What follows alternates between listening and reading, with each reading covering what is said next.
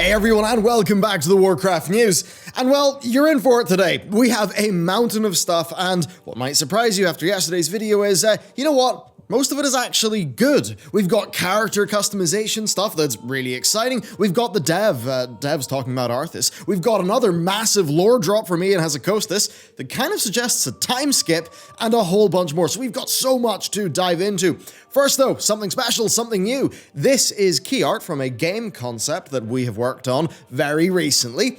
As for what that game is and could be, well, I'm just going to say, you take a look closely and let me know what you think. Now, this is something at a super early stage that you can own. You can own that part of the game dev process because this print is actually on this month's Patreon loot tier, and that is on top of the Paladin class pin, which, I mean, here is an example of, you know, the Shaman one. These are seriously epic. And then, of course, the Tiefling. Oh, if I can hold it correctly without breaking my arm, the Tiefling art pack. And by the way, like, it's been such a morale boost for the game team having their stuff get out there. Really has been great. And if that game concept does get made, it will be after Pale Beyond, which is our pretty hardcore Antarctic narrative adventure. More on that soon. But with that said, thank you, patrons, and let's go. So we've got something very, very cool indeed from the alpha.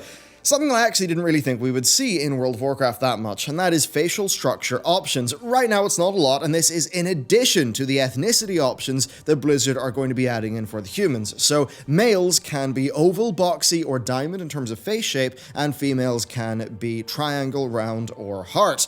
Now, I'm pretty sure that, yeah, everyone's still busy fapping off to that new Geralt of Rivia styled hair for the human males, but I mean, hey, look, this is great character customization, and you know, the character customization, it's kind of sucked in WoW as compared to old games, mainly just because WoW is, you know, old, right? Blizzard have known that though, and here, you know, we've got them, instead of putting resources into new allied races that would probably shift more copies of the game, shift more subs, things like that. No, they're putting work into the stuff that existing players have right now and care about. That's really good. Now, to temper expectations here, this is still all like authored, bespoke content. What do I mean by that? Well, what I mean is it's not like you are, you know, using a slider to control like the size of a few blend shapes.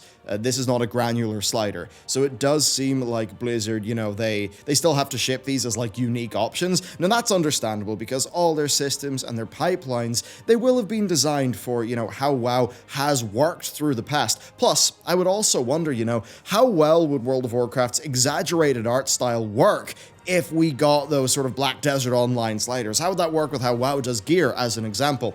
Now, these are just face shapes, by the way. The actual face style, like the actual face options for like how the face looks, that is still something you can customize in addition to this. And past that, there's been a bunch in the way of customization options past this, like feathers for your hair if you're a dwarf. And if you'd like to play with some of those, well, WoW have actually updated their dressing room tool, so that's actually pretty cool. And their devs, as always, have done pretty darn incredible work. Okay, next, let's get into it. Let's get into this incredibly exciting lore. So we've got lore from Ian that suggests that something very big might happen at the end of the Shadowlands expansion. And I mean, man, Ian really does like doing this to us, doesn't he?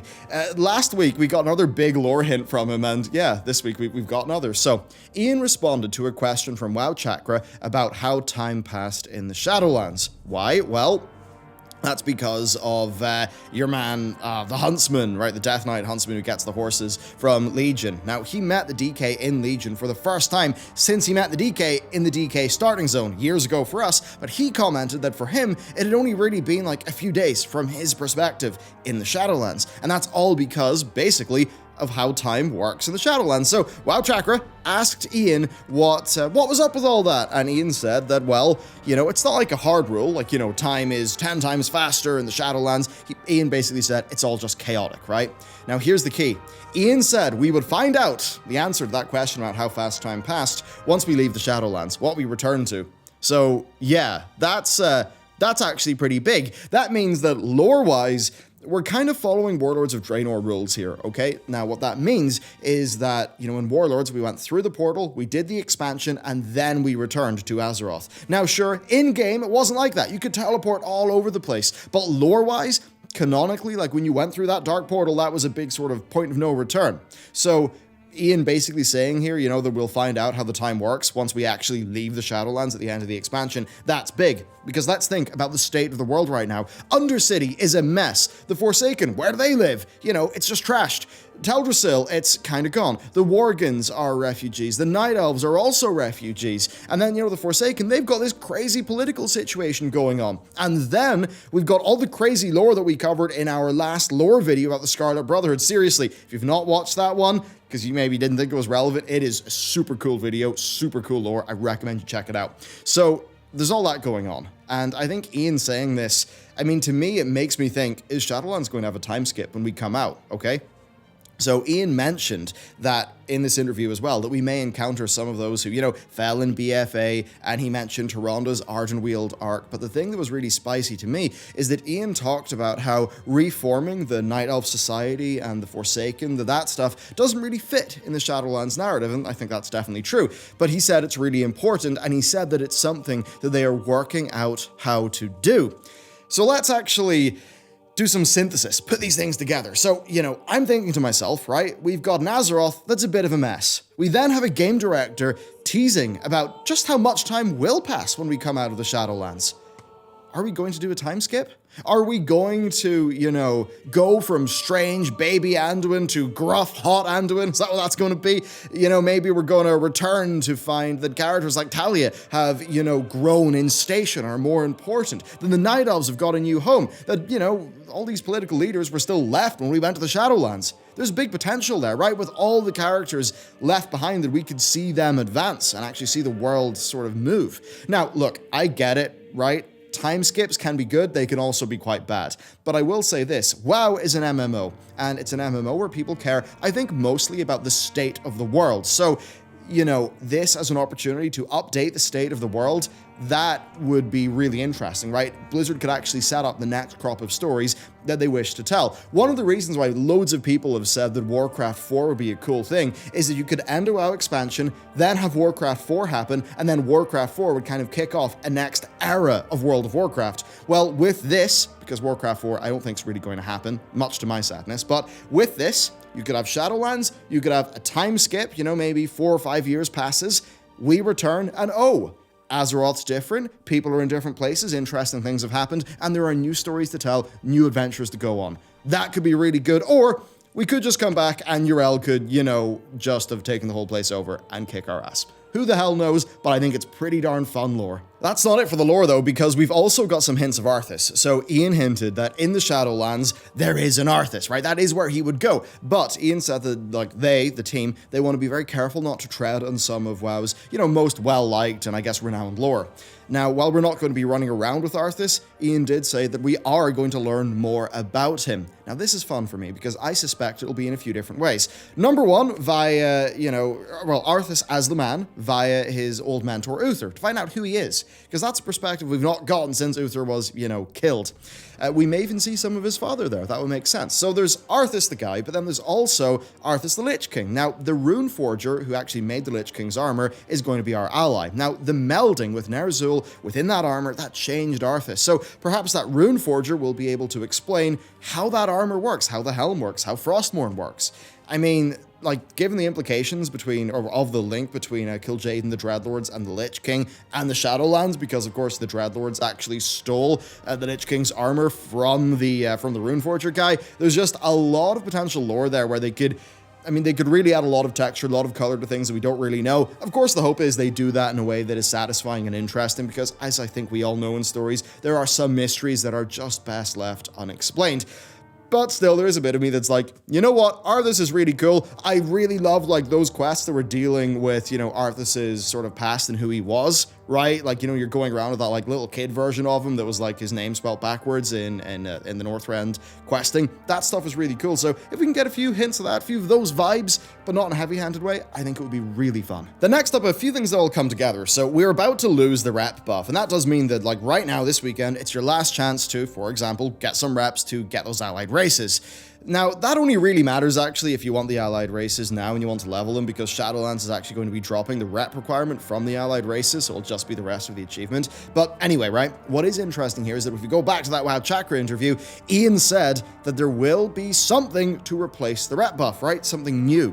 Now, he did not say exactly what it was, but he did mention the legendary cloak, and he also mentioned getting corruptions. So, it's actually really funny, okay? At the end of the Legion expansion, what happened to us? Well, we got the legendary catch-up system in the form of the Waking Essences. And seriously, I was there at the end of Legion ripping my hair out being like, guys, this would have been great at day 1 of Legion. So I've got to wonder, right? What happens if Blizzard do a corrupted gear catch-up system? What it would look like? And actually, if that would just be actually better than the system they shipped with 8.3. Should be kind of funny. And then also the legendary cloak progression was also mentioned, which certainly would be a good thing. Now, I would add here that maybe corrupted mementos might be a good one to do a boost for. The reason I say that's because the Titan research tree, that thing takes weeks to go through at a normal pace, and it's not that interesting gameplay, right? When you're just kind of, when you've already went through that once in one character. So maybe it would be better for Blizz to just let people race through that tree so they can get their alts up to speed so they can do those harder visions. So that could be worth thinking about. I'd also say it might just be worth Blizz biting the bullet on how boring the world's content of 8.3 is, and maybe just giving people a way faster way to get access to visions without doing as much of that world content. Maybe it's just, something that would be a bullet to bite, but maybe a pragmatic thing. Anyway, it is good to see that they're trying to keep the modern game engaging, and it really does echo what they did at the end of Mists of Pandaria with all of those boosts. You know what? Those boosts actually did seem to work out pretty decently. The next up is some legendary stuff to talk about via Ian and a bit from Paul Cubitt as well. So the legendary stuff seems good. First, professions actually seem to be involved in making the base items for legendaries. Now, those items are then empowered via the legendary materials that we find in Torghast, and that is done by the Rune Forger. So no, you don't need to have, say, blacksmithing if you want to make a plate bit of legendary gear. That's not the case, but you will need a blacksmith to give you, the base item. Now, I actually think that's good. I think it makes professions important, it keeps them relevant, and it actually means that, you'll either have to rely on the market, on yourself, or on your friends. This is an MMO, and I think that stuff like that is super healthy, so that is really strong. Now, as for those legendary items, well, they're going to be on alpha in a few weeks, and Blizzard's plan there is to open up the legendary system very early in the expansion, and that it will be accessible in the Torghast lobby. That's where the Rune Forger will be. And the way that works is you'll turn in the scraps that you collect, you'll turn those into legendary effects that you then imbue into the base legendary gear items that you get from the crafters. Now, Blizz have said that this stuff, it will be an important expansion-wide system, and that they are going to make as much of the unlocking and the recipes account-wide. Yes, they're still learning, it's great. Especially since even if you've got some catching up to do, well, because you're able to target specific legendary effects in this system, sure, you're not going to be able to get a super wide library of legendary effects fast, but you will be able to target the 1, 2, or 3 that you really need, and of course you can only equip one at a time, so that will work with balance. Very different from the RNG of Legion, and I just love it. Now, Ian also said they likely will do a catch-up at some point, but, who knows when. Overall, though, look, to me, this seems like a system that is poised to deliver the positive gameplay of Legion legendaries, but without the annoying acquisition of those Legion legendaries. To me, that is super exciting. So, hearing Ian and Paul just say these good things in these Q&As, to me, definitely, it's giving me good vibes. Next up, though, and before we burn through the rest of the interview content, I just have a little bit on the GCD. So, Blizz are adding an AoE damage component to Blade Flurry. Now, that, where, you use it and it does damage. Now, that matters because they're doing this in lieu of taking it off the global cooldown. This is a positive change. It is not actually what I would have wanted, right? I actually would have liked the gameplay feel of, just popping a buff, instantly and that just working. But yeah, that's not going to be a thing. But I think this one does work, and it does solve part of that problem where you use a buff, nothing happens, and it just doesn't feel that good. And really, the time when the GCD change is problematic is when you got multiple buffs. So take Sweeping Strikes as an example. If Sweeping Strikes started with a really big cleave, then I would know, okay, I use Sweeping Strikes after I pop Avatar. That's what will open my Avatar cooldown window, and hopefully it will be a strong AoE attack. So that would actually work quite well and be fun in gameplay. That's not a change they've made, but if they did that to Sweeping Strikes, maybe it would make Sweeping Strikes not feel like one of the least satisfying abilities to use in the game, purely because, you pop 2 offensive buffs, you've used 2 GCDs, then you want to do some cleave damage, then you gotta pop another GCD, and it doesn't really feel that good. So, that is what's up there. I think this is a developing story, and of course, I'll keep you up to date with it. The next up, I just wanted to mention Torghast because it was covered in a lot of the news, but just know, like, we broke that out into a separate video that went up yesterday. Now, on that, clearly a lot of people did not watch that video before they got salty and commented, which was fun, a little bit disappointing, but that's just comes to the territory. But yeah, you know, if you want Torghast, go to that video. That's where we've covered it. Now, Paul actually did recently say a few things, though. He said the idea of Torghast is that the legendary rewards will be capped per week, and they're given to you at the end of a run. Now, that cap is actually going to mean that players who just want to go really deep into Torghast and do that content a lot, they can just keep on doing that. But if you're somebody who just wants to get what you need for the legendaries and then leave and not do that system, then that's okay as well. And actually, I think that's really good. I totally agree with the team in this one, so that was really nice to see.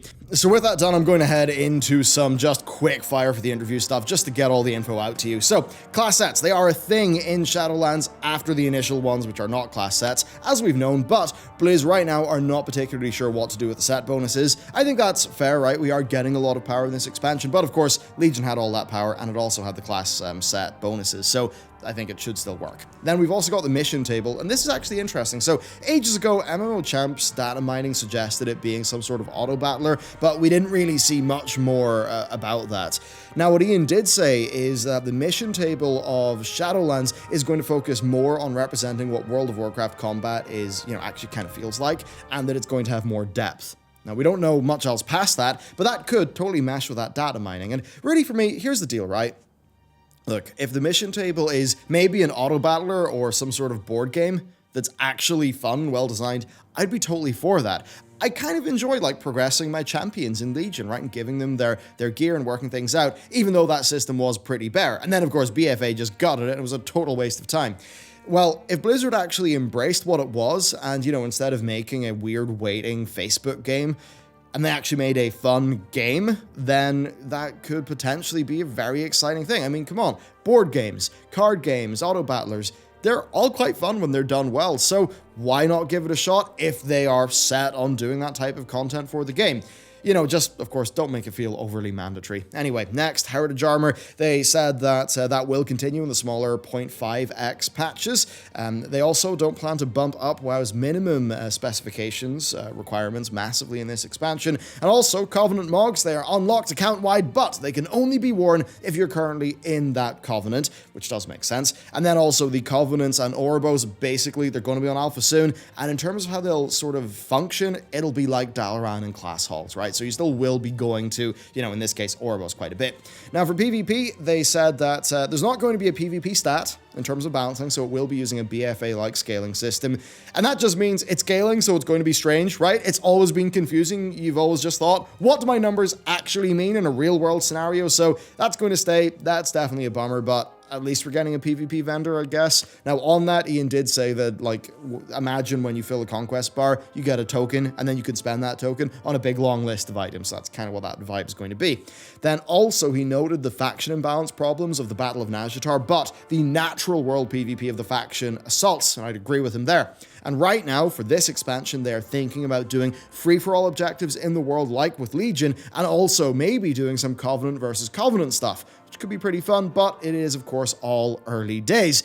And with that said, well, there you go. That's the Warcraft news. There's a lot to get through. I'm kind of surprised we got through it so quick now that I checked the timer on my camera. So yeah, that's what's up there. I think a lot of interesting stuff. Most of it actually very positive, very exciting. I think, you know, we're just getting to that stage where it actually seems like Shadowlands, while it may have its issues, it probably will. Everything will have its issues, but it is at least going to be pretty good step in the right direction from where we are now with BFA. So there's that. If you want to support us and get a slice of what our game dev team's been doing, then you can check out the Patreon where we're doing that print this month. There's, of course, also, you know, the Tiefling tier if you want to get the art and you like that classic fantasy race that, you know, for like from D&D and such that Blizzard adapted into the Draenei of World of Warcraft. And then, of course, there is the pins. This one here, this is the Shaman one. So it's kind of like silver and blues and stuff like that, but it's the Paladin like pin pre-order this month. So yeah, man, doing these class pins has been so fun. It's very exciting getting like, you know, getting 500 pins in the post and, you know, just having like all of these really shiny, like premium sort of lustery objects around. So there you go. Kind of gets my inner magpie. Yeah, just playing around the shiny stuff. Anyway, That's what's going on with the Patreon loot tier. Seriously helps us out. The team loves making it, so your support's been great there. And yeah, just with that, let me know what you thought about the stories in today's video, and I will see you next time.